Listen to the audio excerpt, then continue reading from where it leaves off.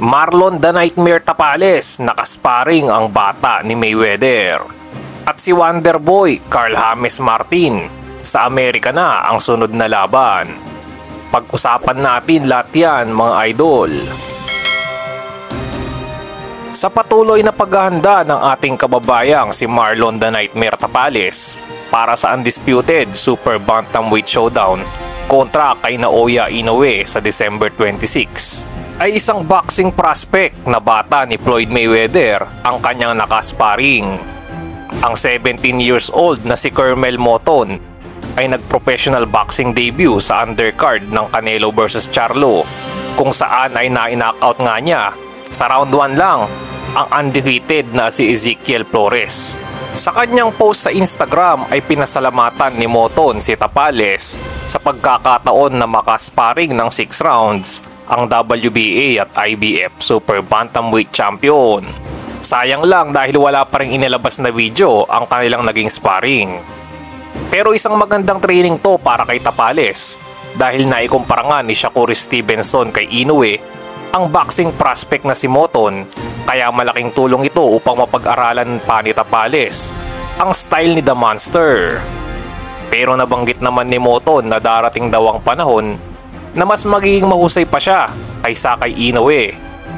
Matapang na nga niyang hinahamon sa ngayon ang WBA featherweight champion na si Leigh Wood, at nabanggit din nila na magbabalik aksyon na raw siya ngayong Nobyembre.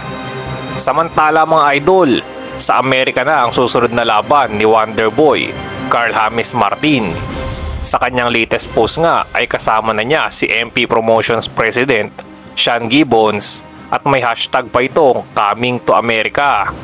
Dati nang nabanggit ni Martin pagkatapos ng laban at panalo kontra kay Oscar Duque na inaantay na nga lang daw niya ang kanyang visa at lilipad na sila pa Amerika upang ipagpatuloy ang kanyang training para sa susunod na laban. Sa ngayon nga ay tuloy-tuloy na ang ensayo ni Martin na kasalukuyang may kartadang 22 wins, 0 defeat with 17 wins by way of knockout.